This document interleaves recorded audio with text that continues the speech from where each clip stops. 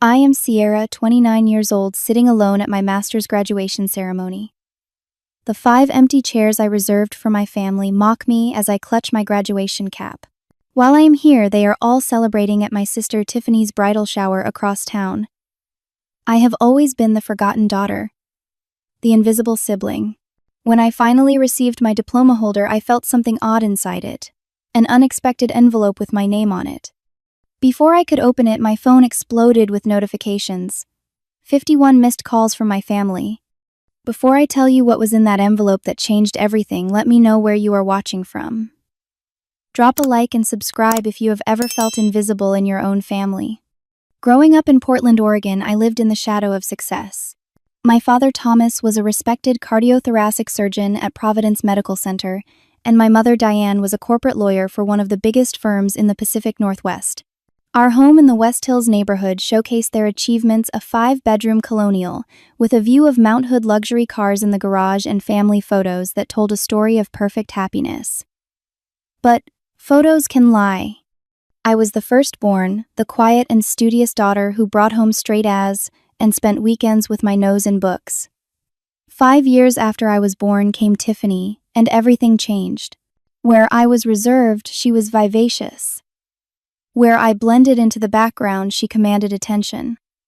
By the time she was in elementary school, it was clear who had become the star of our family.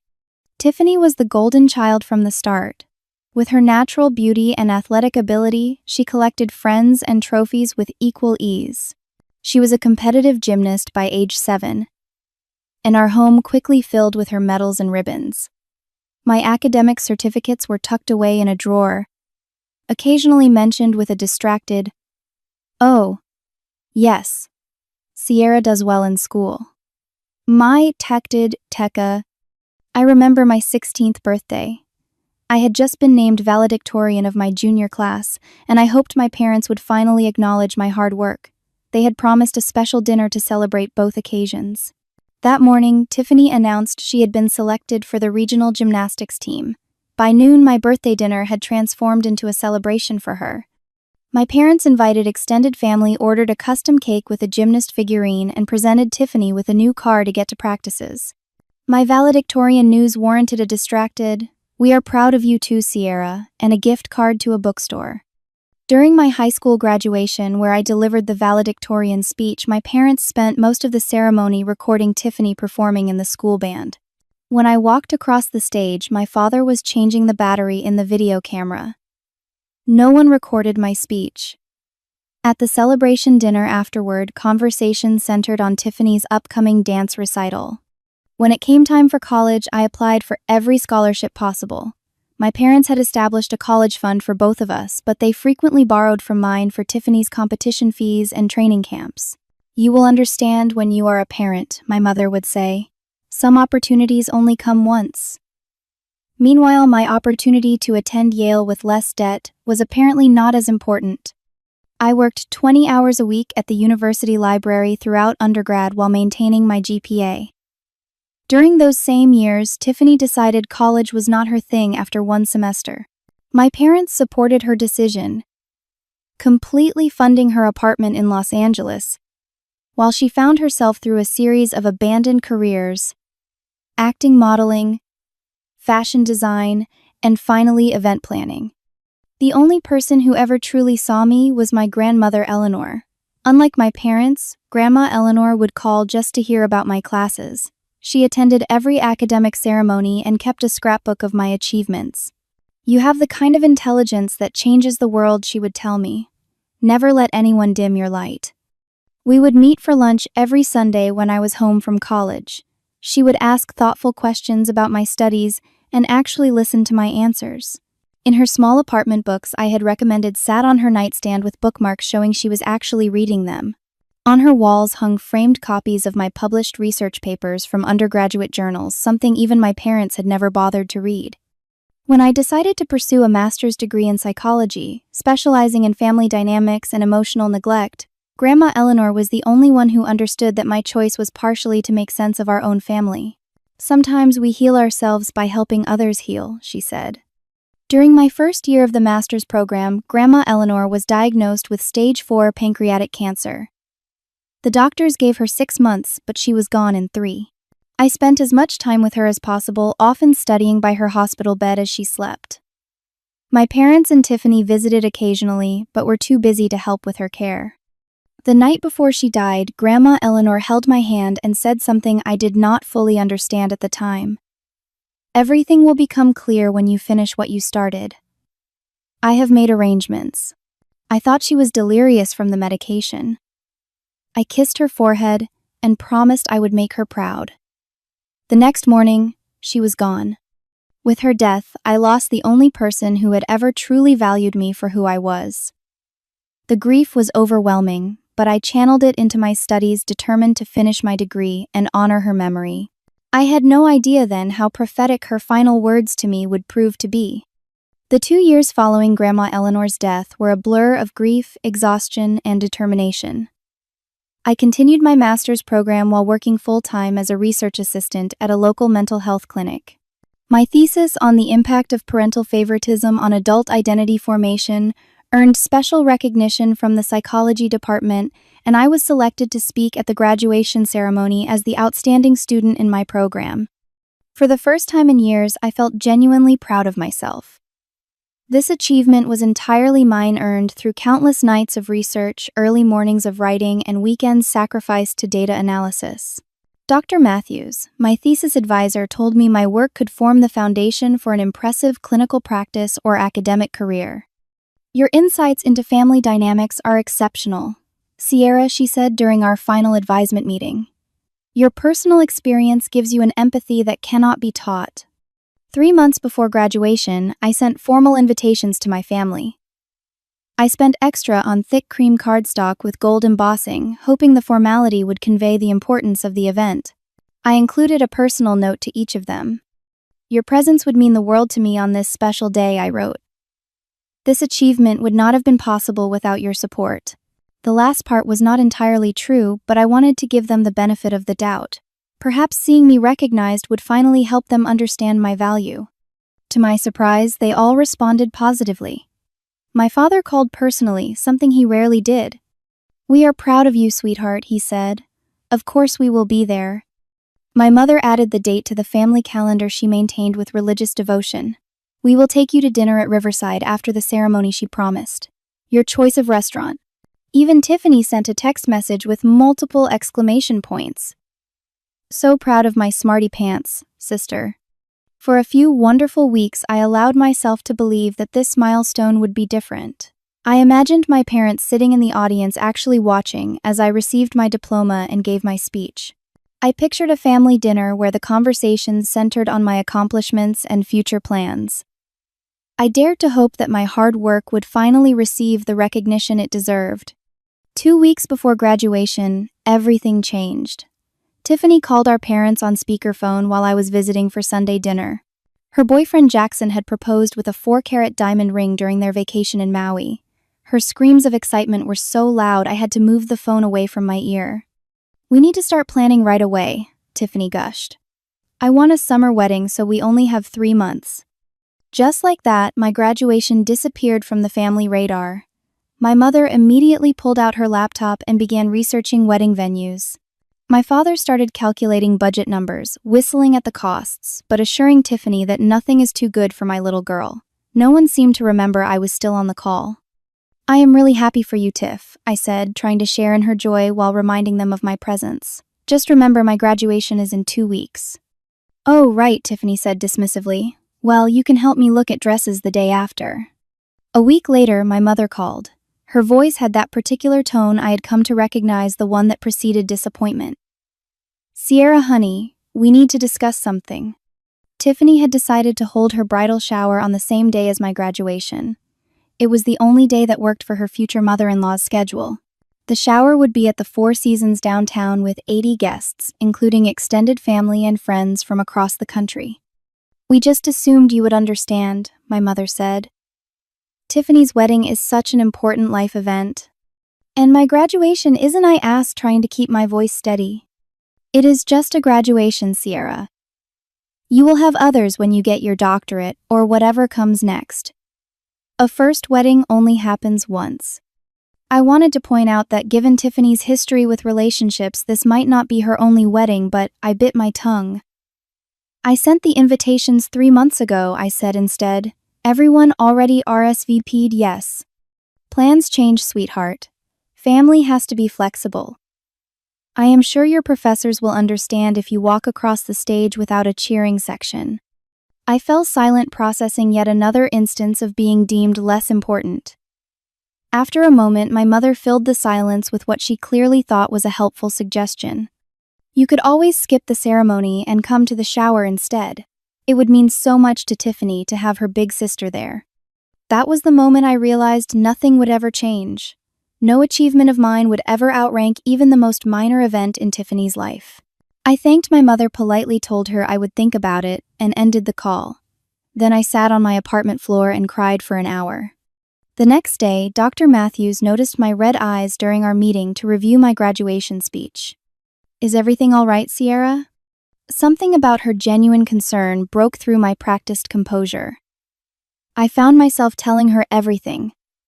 The years of being overlooked, the bridal shower conflict, the empty seats I would face at graduation. She listened without interruption, then said something that would stay with me. The people who cannot celebrate your light are often afraid it will outshine their own. Your accomplishments are no less significant because others fail to recognize them. As graduation day approached, I focused on her words. I pressed my graduation gown, practiced my speech, and tried to find peace with attending alone. I told myself that Grandma Eleanor would have been there if she could, and perhaps in some way she would be watching. It was a comforting thought, even if it did little to fill the empty chairs that awaited me. The morning of my graduation dawned clear and bright, the kind of spring day that usually lifted my spirits. But as I checked my phone, my stomach sank. My social media feeds were flooded with posts from my family, all excitedly preparing for Tiffany's bridal shower. My mother had posted a selfie with Tiffany at the Four Seasons supervising the decoration setup. So blessed to be celebrating my beautiful daughter today. Number proud mama, number bridal shower, number future Hawkins. The post already had 73 likes and a dozen comments, including several from relatives who had RSVP'd to my quietest graduation. My father shared photos of himself loading gifts into his car. Big day for our princess number daddy duties, number bridal shower. Tiffany herself had posted a professional quality photo shoot in a white sundress with a bride-to-be sash captioned. The celebrations begin, best day ever, with all my favorite people. All my favorite people, the same people who had promised to be at my graduation.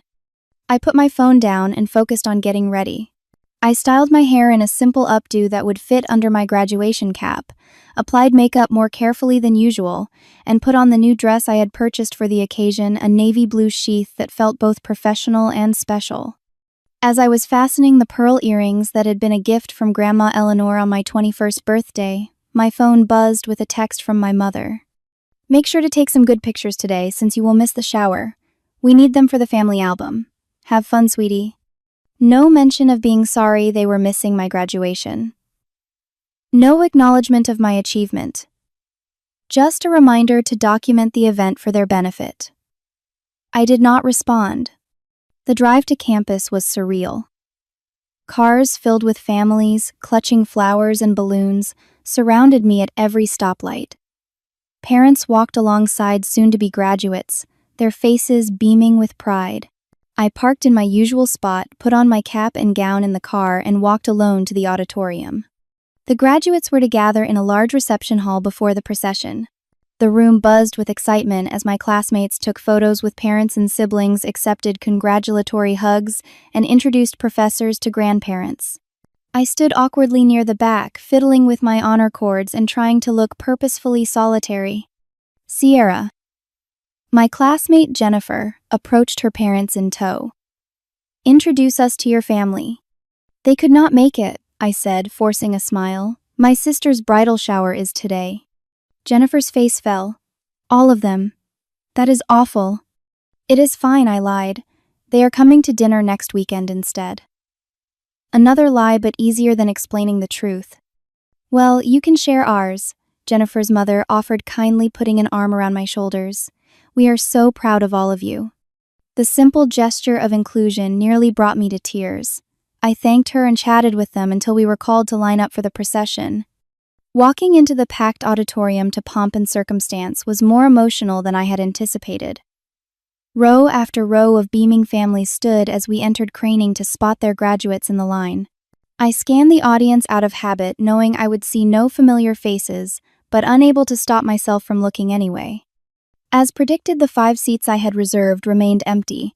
I focused on not tripping as I took my place in the front row, designated for those giving speeches and receiving special honors. The ceremony proceeded with the expected speeches from the university president, the dean of the graduate school, and various dignitaries. I listened with half an ear, mentally rehearsing my upcoming remarks. When the time came, I approached the podium with my heart pounding. "Resilience is not just surviving difficulty," I began. "It is using adversity as a foundation for growth." The words I had written took on new meaning as I delivered them to a sea of strangers. I spoke about perseverance, about finding purpose in pain, and about the responsibility that comes with knowledge. For 3 minutes, the audience was with me, nodding and applauding at all the right moments. As I returned to my seat, I caught sight of an older woman in the back of the auditorium taking photos when my name was called. She seemed vaguely familiar, though I could not place her. Before I could consider it further, the ceremony moved on to the conferring of degrees. One by one, we were called to the stage. Cheers erupted for each graduate as families celebrated their achievements. When Sierra Williams' Master of Science in Psychology with honors was announced, the auditorium felt painfully quiet in comparison to the others. I walked across the stage, shook hands with the dean, accepted my diploma holder, and returned to my seat, fighting back tears. The holder felt oddly heavy in my hands. I assumed it contained not just the ceremonial placeholder certificate, but also some program materials or alumni information. I did not open it immediately, focusing instead on maintaining my composure through the rest of the ceremony. After the final recessional, the auditorium erupted into chaos as families swarmed to find their graduates. I moved against the tide of people heading for the exit, while others moved toward the stage for photos. Outside, the spring air felt cool against my flushed face. All around the campus, quad celebrations were in full swing. Families took photos by the fountains and under the cherry trees. Parents hugged their children with fierce pride. Grandparents handed over cards that undoubtedly contained checks. Siblings mugged for selfies with their graduate.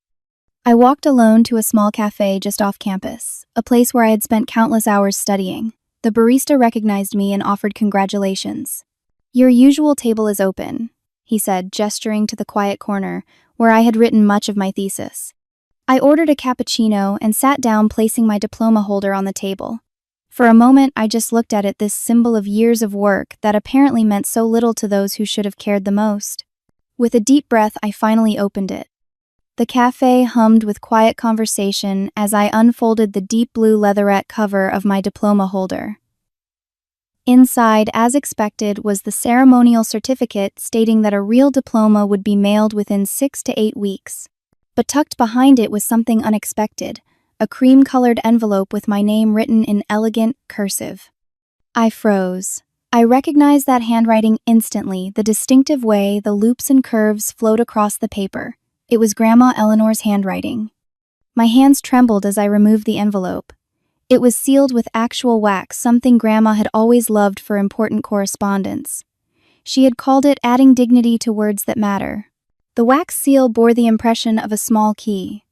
For several minutes, I just stared at the envelope, afraid to open it. Grandma Eleanor had been dead for almost 2 years. How was this possible? Who had placed it in my diploma holder? My mind flashed to the older woman I had spotted taking photos during the ceremony. Had that been Grandma's friend Judith? They had been close, but I had not seen Judith since the funeral. Finally, I slid my finger under the seal, carefully breaking it along one edge. Inside was a letter written on Grandma's personal stationery, the heavy cream paper she reserved for important occasions. The letter was dated just 2 weeks before her death. "My dearest Sierra," it began. "If you are reading this, then you have accomplished what I always knew you would. You have persevered despite the challenges, you have excelled, despite the lack of recognition, and you have become the extraordinary woman I always saw in you. Tears blurred my vision as I continued reading. I have watched throughout your life as your light was dimmed by those who should have helped it shine brightest. I have seen your achievements go uncelebrated and your potential questioned. But I have also seen your strength, your resilience, and your determination to create your own path. When I received my diagnosis, I knew my time with you would be shorter than either of us wished. But I also knew I had an opportunity to right some wrongs and to ensure that your future would not be constrained by the same limitations that have held you back in the past. I have made arrangements, Sierra. Arrangements that I hope will give you the freedom to build the life you deserve. Throughout your master's program, my friend Judith has been keeping me updated on your progress. Even after my passing, she continued to monitor your achievements on my behalf. I asked her to deliver this letter at your graduation, a day I am heartbroken to miss but overjoyed to know you have reached. Enclosed with this letter is a key. It opens safety deposit box number 1842 at First Northwest Bank on Madison Avenue. Go there as soon as possible. Everything will be explained. Know that I have always seen you, Sierra. I have always valued your gentle spirit, your brilliant mind, and your compassionate heart.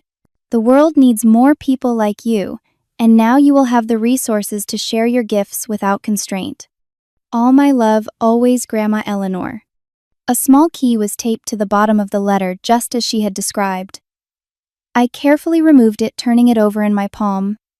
It was small in gold with the bank's logo and the number 1842 engraved on it.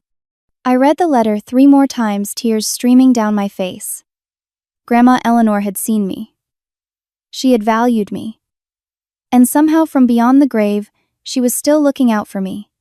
As I folded the letter to put it back in the envelope, my phone suddenly began buzzing in my purse. I had silenced it during the ceremony and forgotten to turn the sound back on. When I pulled it out, the screen showed dozens of notifications flooding in. 51 missed calls, 37 text messages, 9 voicemails, all from my family. The earliest missed call was from just 30 minutes ago, around the time I would have been walking across the stage. The most recent was from 30 seconds ago. As I stared at the screen in confusion, it lit up again with my mother's call. I let it go to voicemail, too overwhelmed to speak to her. Instead, I began scrolling through the text messages in reverse order. The most recent from my father, Sierra, call us immediately. This is an emergency. From my mother 5 minutes earlier, your grandmother left you. What? Why didn't you tell us? Call me right now. From Tiffany, oh my God, sis, is it true? How could you keep this secret? The messages became increasingly frantic as I scrolled back through them. The earliest was a casual text from my mother sent during what must have been the middle of the bridal shower. Hope the ceremony is going well. Send pics when you can. I switched to voicemail, starting with the earliest. Hi, sweetie, just checking in to see how things went. Call when you can. My mother's voice sounded relaxed, normal. The second voicemail, Sierra, it's Mom again. We just got the strangest call from Judith Anderson, Eleanor's old friend. Call me back. Third voicemail, my father this time, Sierra, call your mother. It's important. The messages escalated from there, becoming more demanding and confused with each one. The final voicemail was from both my parents, clearly on speakerphone. Sierra, this is absolutely unacceptable. Judith Anderson just showed up at Tiffany's bridal shower and announced to everyone that Eleanor left you her entire estate. She showed pictures of you at graduation and said Eleanor had arranged everything. We are your parents. We deserve to know about this. Call us back immediately. I sat frozen in my seat, trying to process what was happening. How had Judith gone from quietly taking photos at my graduation to announcing Grandma's plans at Tiffany's bridal shower? Why would she do that? And what exactly had Grandma Eleanor left me? My phone buzzed again. And again, and again. I turned it off completely, needing space to think. First, I needed to visit the bank. Whatever was in that safety deposit box would explain everything. My family's sudden interest in my graduation day would have to wait. First Northwest Bank was a 30-minute drive from campus. I changed out of my graduation gown in the cafe bathroom, carefully folding it into my tote bag along with the diploma holder and Grandma's letter. The entire drive my mind raced with questions. What had Grandma Eleanor done? What was in the safety deposit box? And why had Judith chosen today of all days to tell my family about it? The bank was quiet for a Saturday afternoon. I approached the customer service desk still feeling dazed. I need to access a safety deposit box, I said, showing the key to the representative, a middle-aged woman with a kind smile. Of course. May I see some identification? I handed over my driver's license, and she typed something into her computer. Ah, Miss Williams. We've been expecting you. Mrs. Eleanor Williams left specific instructions about this box. Please follow me. I was led through a secure door to a private room containing a table and 2 chairs. I'll retrieve your box and be right back, the representative said. Mr. Daniels, our manager, will join us. He handled your grandmother's arrangements personally. Left alone, I tried to calm my racing heart. The formality of the process was making me increasingly nervous. What kind of arrangements required the bank manager's involvement? A few minutes later, the door opened. The representative returned carrying a large safety deposit box followed by an older man in a crisp suit. Miss Williams, I'm Robert Daniels. I worked closely with your grandmother in her final months. It's a pleasure to finally meet you. He extended his hand, which I shook automatically. Eleanor spoke of you often, and with great pride. They placed the box on the table and excused themselves, explaining they would be right outside if I needed anything. Take all the time you need, Mr. Daniels said. When you're ready to discuss the contents, just press the button on the wall. Alone with the box, I inserted the small gold key and turned it. The lock clicked open smoothly. Inside were several folders, a USB drive and an envelope with "Watch First" written on it in Grandma's handwriting. I opened the envelope to find a note and a small handheld device. This is a secure video player, the note read. I recorded a message for you that explains everything. The bank has a special viewing room for privacy. I pressed the button and Mr. Daniels returned immediately. I see you've found the video message, he said. Would you like to view it now? I nodded, unable to trust my voice. He led me to a small room equipped with a screen and comfortable seating. Just connect the device to the port below the screen. Take all the time you need. Once alone again, I connected the device as instructed. The screen flickered to life, and suddenly there was Grandma Eleanor sitting in her favorite armchair in her apartment.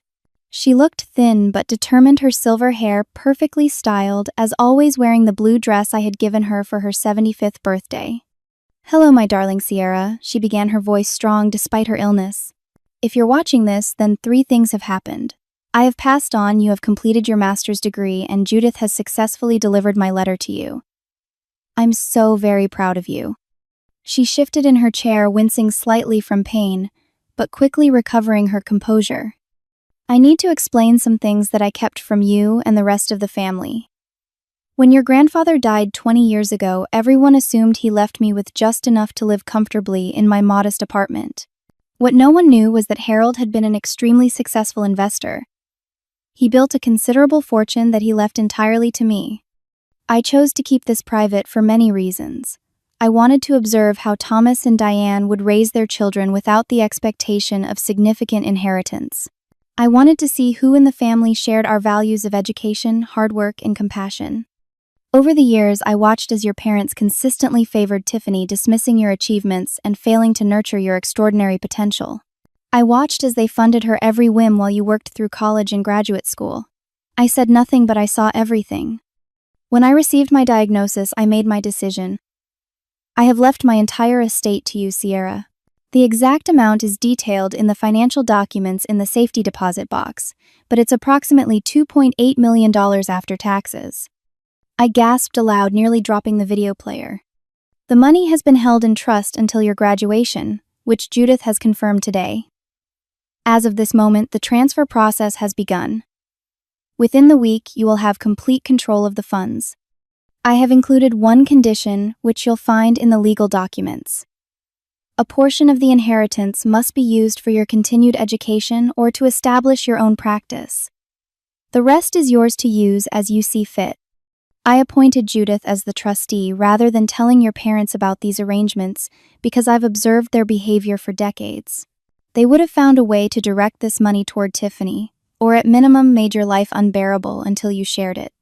I instructed Judith to maintain absolute secrecy until the moment you received your diploma. Only then was she to inform your parents, which I imagine she has done by now.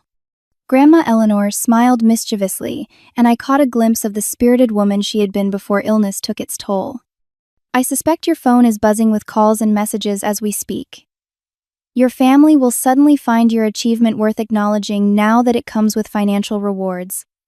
Remember this moment, Sierra.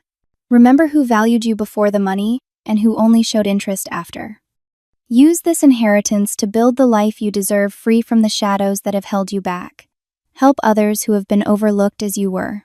Create the family you choose, rather than remaining bound to the one you were born into. I love you, my brilliant girl. I have always seen your light, even when others tried to dim it. Now the world will see it too. The screen went dark as the message ended. I sat in stunned silence, tears streaming down my face. After several minutes, I collected myself enough to return to the main room where Mr. Daniels waited patiently. I take it, Eleanor explained the inheritance, he asked gently. I nodded, still struggling to find words. The documents in the safety deposit box include the trust details, account access information, and property deeds. Eleanor owned several investment properties that are now yours as well. My card is in there too. I promised her I would help you navigate all of this. Did she really leave me everything I finally managed to ask? $2.8 million? Yes, plus the properties, which are conservatively valued at another $600,000. Eleanor was quite the savvy investor in her later years. And my parents knew nothing about this until today.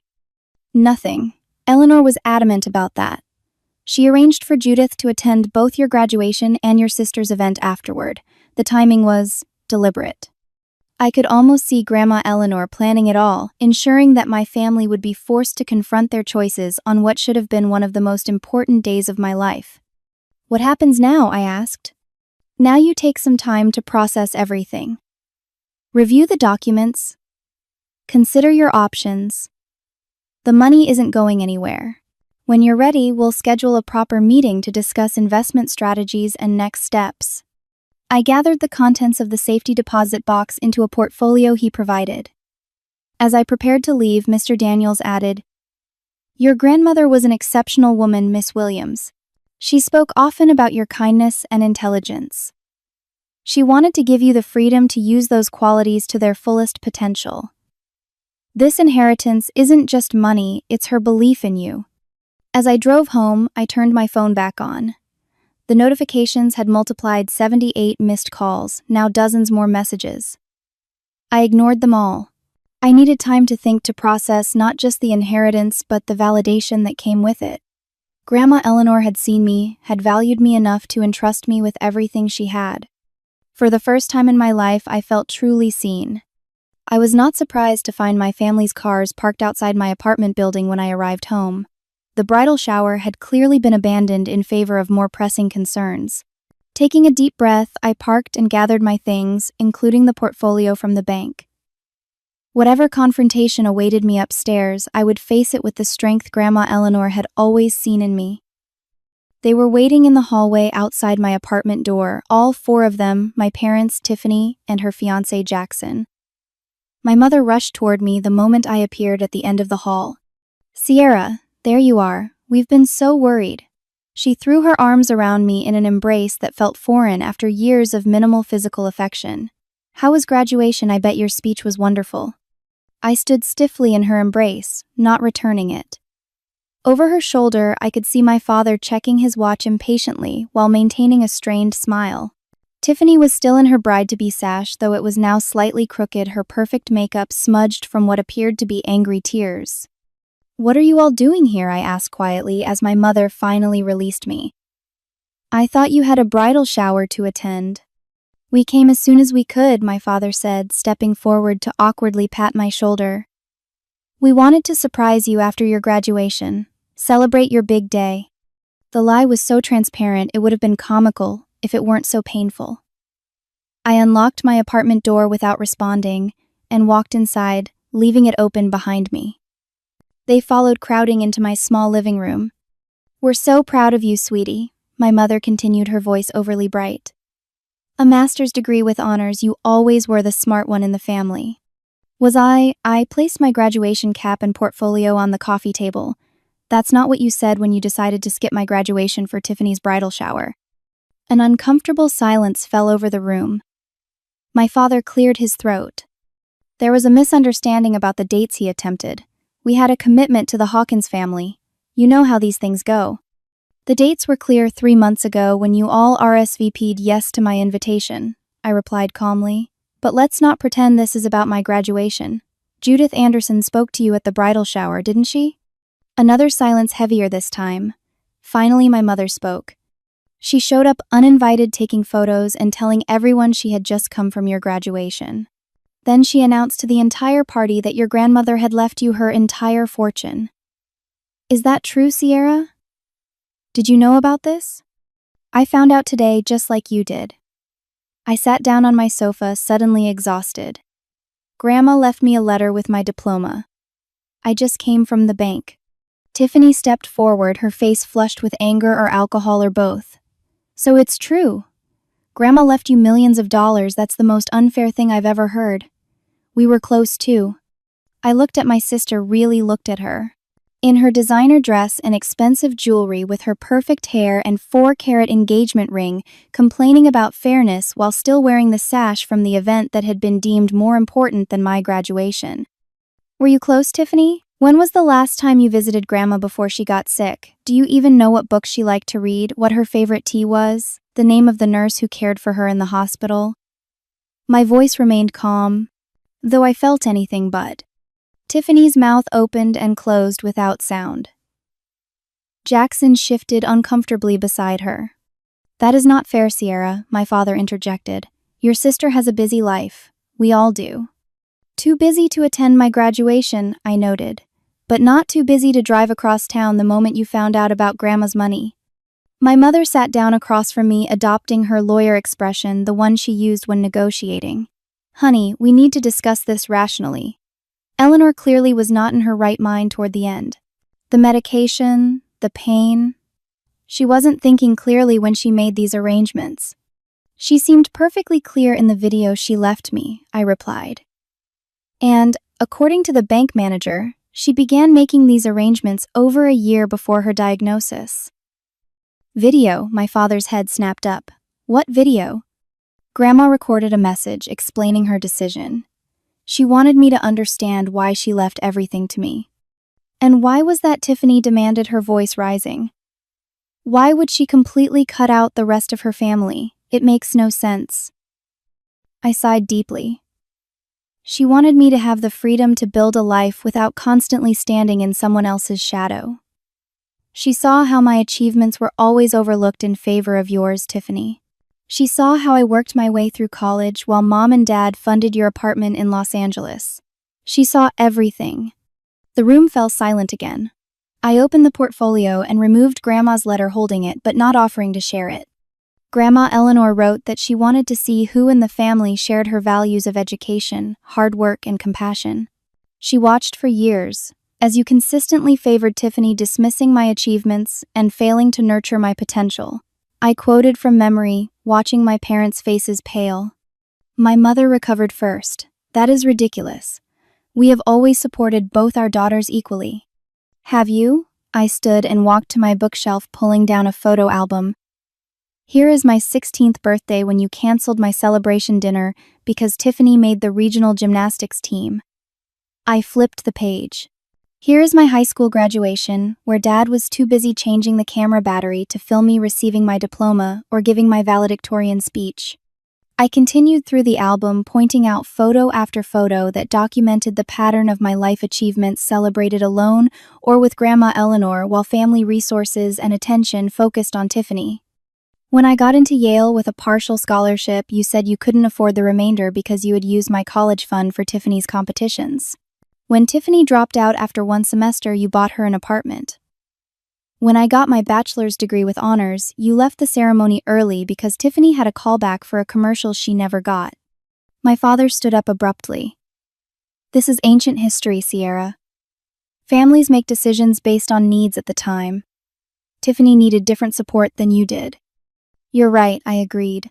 "I needed parents who showed up for my accomplishments. I needed family who valued my hard work. I needed to be seen." Tiffany had begun to cry, mascara tracking down her cheeks. "It is not my fault they paid more attention to me. You cannot punish me for that by keeping all of Grandma's money." "This is not about punishing anyone, Tiff. The money is not the point." "Of course it is the point," she shouted. $3 million is absolutely the point. I am getting married. I need a house. You can go on being the smart, independent one without all that money." Jackson looked increasingly uncomfortable, whispering something in Tiffany's ear that she angrily brushed off. My mother switched tactics, her voice softening.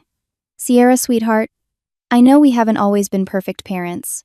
We made mistakes, but we are family. Surely Eleanor would want you to share this blessing with your family." "She specifically instructed me not to," I replied. In fact, she predicted exactly this conversation. She said you would suddenly find my achievements worth acknowledging once they came with financial rewards. My father's face flushed with anger. "Now you listen here. I will not be accused of only caring about money by my own daughter. We raised you, put a roof over your head, food in your mouth. You owe us basic respect." "Respect," I repeated quietly. "Like the respect you showed me by missing my graduation today, or the respect you showed when you told me it was just a graduation, compared to Tiffany's bridal shower." He had no response to that. "I want half," Tiffany declared suddenly. "Grandma would have wanted me to have half." "Actually, she was very clear about what she wanted," I said. "And it wasn't that." My mother began to cry, a tactic I had seen her use in arguments with my father when logic failed. Your grandmother would be heartbroken to see her legacy tearing this family apart. "Is that what you want, Sierra? To destroy our family?" I looked around at these people who had rushed to my apartment not out of love or concern but because of money. Who had missed every important moment in my life but now demanded to share in my inheritance. "This family was broken long before today," I said quietly. "Every forgotten birthday, every overlooked achievement, every time you chose Tiffany over me, every time I was made to feel invisible in my own home. Those were the moments that broke us." "So that is it?" my father demanded. "You get millions while your sister gets nothing. How is that fair? Was it fair when you bought Tiffany a car for my 16th birthday? Was it fair when you spent my college fund on her competitions? Was it fair when you scheduled her bridal shower on my graduation day?" My voice finally cracked with emotion. "Life isn't fair, Dad. Isn't that what you always told me when Tiffany got everything and I got nothing?" The room fell silent. For perhaps the first time in my life, they were actually hearing me. "I think you should leave now," I said finally. "I have had a long day and I would like to be alone." "You cannot just dismiss us like this," my mother protested.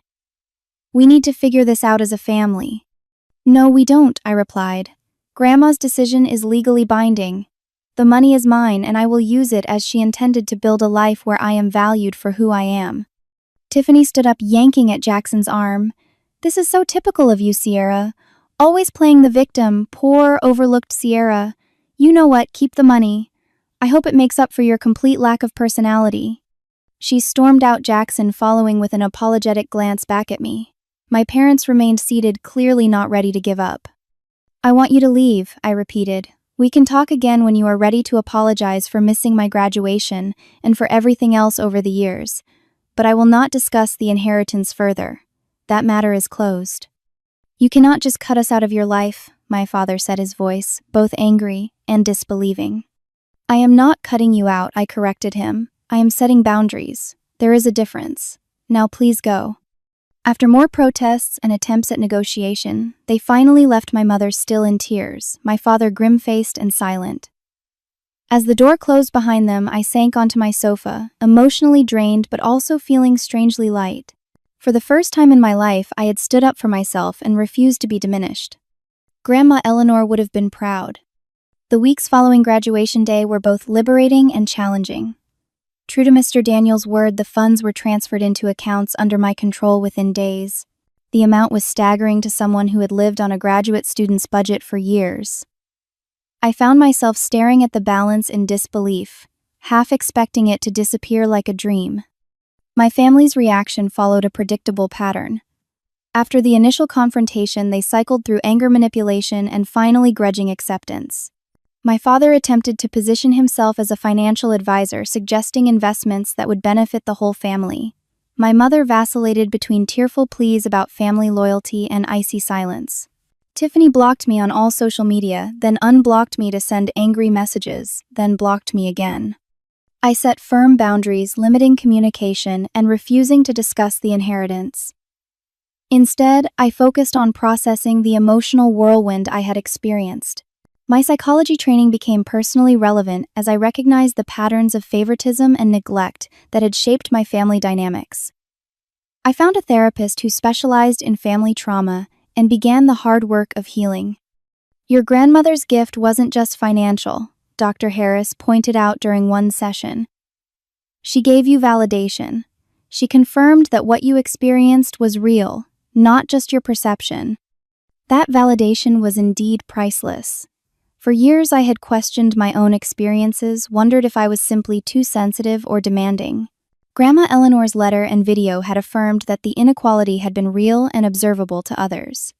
3 months after graduation, I made my first major decision about the inheritance. I purchased a small building near the university and began renovations to create a psychology practice specializing in family trauma and dynamics.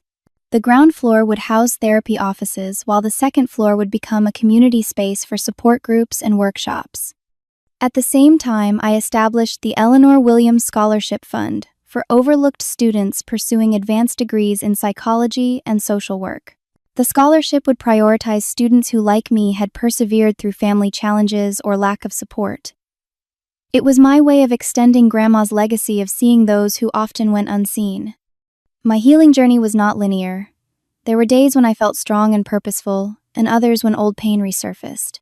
On particularly difficult days, I would reread Grandma's letter or rewatch her video message, drawing strength from her belief in me.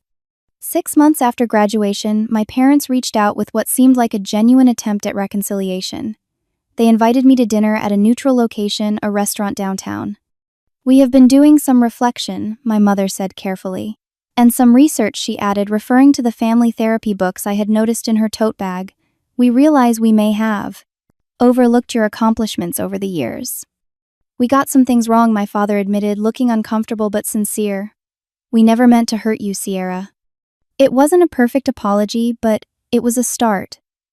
We agreed to move forward slowly with boundaries intact. I suggested they join me for a family therapy session, and to my surprise, they agreed. Tiffany was a different story. Her wedding went forward as planned, though, on a slightly reduced scale from her original vision. I received an invitation with a handwritten note. "I still think this is unfair, but you are my sister. Please come. No gifts necessary since you are obviously loaded now. Tiffany." The passive-aggressive invitation made me smile despite myself. It was so typically Tiffany, entitled yet vulnerable beneath the bravado. I decided to attend, but on my own terms. I would not be a bridesmaid as originally planned, nor would I participate in the marathon of pre-wedding events. I would simply attend as a guest, bringing a thoughtfully chosen gift and my best wishes. The wedding was lavish despite the reduced scale. I sat quietly in the middle section, neither hidden away nor prominently featured as family. Several relatives approached me during the reception, some genuinely interested in my life, others transparently curious about the inheritance. I answered politely but vaguely, steering conversations toward neutral topics. Tiffany and I exchanged brief pleasantries. As I congratulated her, I saw a flicker of the little sister I had once protected from schoolyard bullies and helped with homework. For a moment, I glimpsed what our relationship might have been without the toxic family dynamics that had pitted us against each other. "Your dress is nice," she said, which from Tiffany was high praise indeed. "Your wedding is beautiful," I replied sincerely. "I hope you are happy, Tiff." "Thanks for coming," she said, and I thought I detected a note of genuine appreciation before she was whisked away by her new husband. It was a small moment, but it felt like the beginning of a new chapter in our complicated relationship. Meanwhile, I was building a new kind of family through friendships and professional connections. Dr. Matthews from the university became a mentor in my practice, offering guidance as I established myself professionally. Fellow graduates and colleagues became close friends, people who valued me for my mind and heart rather than my bank account. I started a support group for adults recovering from family favoritism, creating the safe space I had needed for so many years. Watching participants recognize their own worth and set healthy boundaries became one of the most rewarding aspects of my work. 1 year after graduation, I received the Rising Star Award from the State Psychological Association for my work with neglected children and adults, healing from childhood emotional trauma. The ceremony was held at a downtown hotel ballroom, filled with colleagues and clients whose lives had been touched by my practice. As I approached the podium to accept the award, I scanned the audience out of habit. To my surprise, I spotted my family sitting quietly at a table near the back. They had not told me they were coming. My mother dabbed at her eyes with a tissue. My father sat straight-backed, his expression solemn but attentive. Even Tiffany was there without Jackson watching, with an unreadable expression. I delivered my acceptance speech, thanking my mentors and the clients who had trusted me with their healing journeys.